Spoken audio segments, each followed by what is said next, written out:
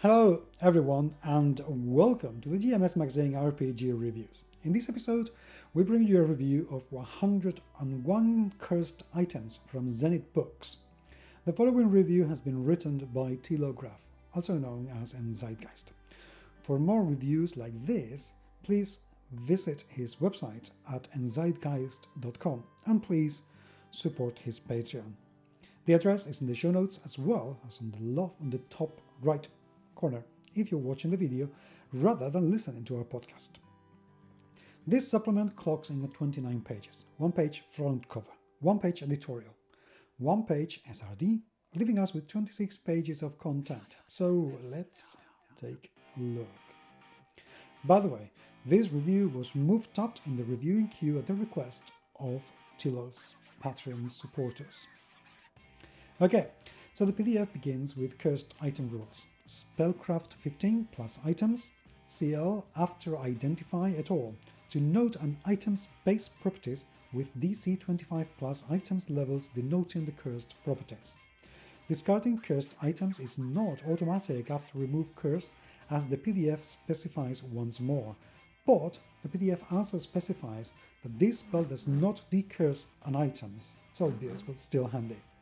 Intentionally and accidentally crafting cursed items is covered, and the PDF touches upon selling cursed items and where to buy them. This PDF, after this handy recap, presents optional cursed item rules, starting with automatic identification, carefully hidden curses and more complex curse removal scenarios. Degrading magic and particularly resilient cursed items are also touched upon. It's a nice array of options here. Okay, so what kind of curses do we get?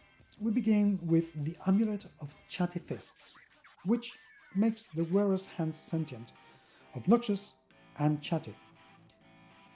An item whose curse can range from hilarious and kinda welcome to plain funny or gratingly obnoxious, focusing on the role-playing aspect, something that I genuinely like seeing. Boastful sniper goggles are clearly worn by plenty of anime character, for the wearer's executing sneak attack is compelled to boost. There are figurines of wondrous power that are berserk when activated, and figurines that work properly, but have a chance to turn the user into a figurine for the duration of the spell, or the curse. On the more mechanical note, the Amulet of Cumbersome Flesh makes sense, as it does act like an amulet of natural armor, but also greatly increases armor check penalty. Boots of Endless Levitation make you levitate up to 2,000 feet, and there are boots that levitate you upside down as well. What about a bracelet of friends that is missing an R, thus conjuring fiendish doppelgangers while delaying the arrival of the target? Or what about a resilient ore that instead increases fire damage and makes the wearer vulnerable to fire? On the plus side though, the latter item actually helps against the cold. The Ring of Delayed Shielding stores an ammunition in an extra-dimensional place, delaying being hit by a blast from it. That's clever. The damage is converted to force, preventing abuse. This has tactical value, narrative potential. Absolutely love it.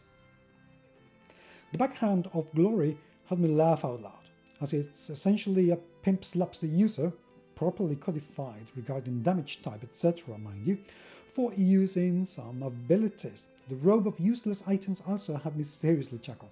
What about the Bag of Rabid Animals, which does exactly what you'd expect it to? Or the Cloak that makes you do a victory dance when you successfully save against an effect. No save. The Ring of the Spell Store infests the casting of the wearer in-game with microtransactions, demanding to be paid. Another favourite of mine, the Robe of Motivational Climbing, which sets itself ablaze like a fuse, requiring quick climbing. Also, explodes at the top. Genius. Genius. The shoes of the Harried Fire Walker similarly made me laugh. They do pretty much what you would expect them to. There are also items that are just nasty. like a cursed campfire bead that actually only generates an illusion of fire. Know that dream where you actually fall to your death only to awake right before hitting the ground? The Cape of the Waking Nightmare twists the sequence, teleporting you up when waking up or attempting to use its effects. Ouch. Or the cloak that balefully polymorphs you into a fine spider.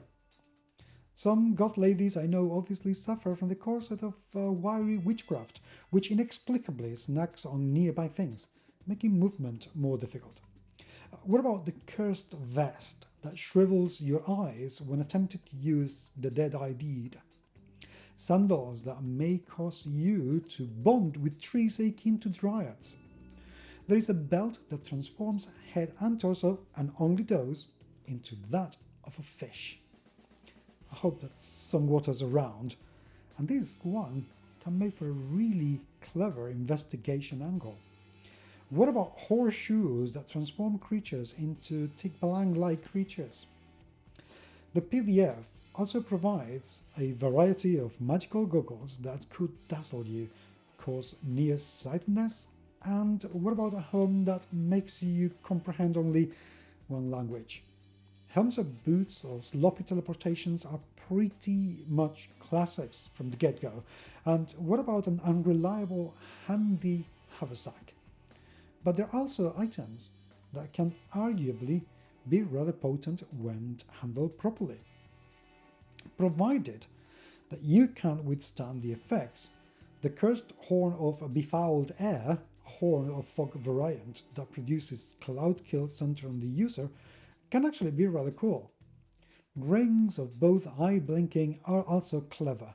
They do teleport a wearer already, but they also force the eye shut for a minute. Rods of maximum security send targets to a hellish prison, and the Rod of Wonder actually may be better than the item it mimics, as it gets you away in a reliable manner, but no control of where. On the twisted side, what about a robe that steals your face, making you featureless and very creepy, and blind, deaf, and incapable of smelling unless you're wearing said robe? What about boots that let you cling to the undersides of horizontal surfaces, but alas, will get stuck on normal surfaces? Super sticky fingers gloves, or a chime that opens a portal to a detrimental room? Need an item that will result in a ton of raunchy heckling at the table? The wand of dribbling fireballs has the fireball dribble out, detonating in the user's space. The PDF does not stop there though. Beyond all these specific items, we also have a selection of 21 common curses and drawbacks qualities that can reduce item prices. These range from the standards to baleful advertisement curses. Yeah, they mentioned that I really love this book? In conclusion, editing and formatting are very good on a formal and rules language level. Better than usual for Zenith Games, in fact. Layout adheres to Zenith Games, no frills, 2-column black and white standard with red headers, and the PDF employs public domain and stock art.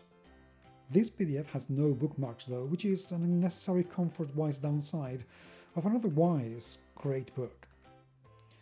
Jeff Gomez and Charles Kulik, with contributions by Kate Baker, Nick Gaia, Kyle Howell, Matt Oatman, Andrew Reddy, and Maria Smolina, deliver a grand PDF. In fact, this is easily my favorite in Zenith Games book from all the ones I have covered so far.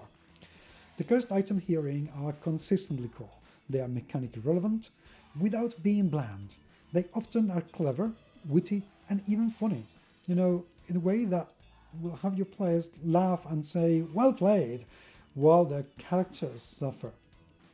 It's not just fun and games though. There's also plenty of different options that feature themes you'd associate with fairy tales. And there are a lot of curse items hearing that your players might actually want to keep around for some trickery. In short, This book is a resounding success, with an excellent bung-to-buck ratio.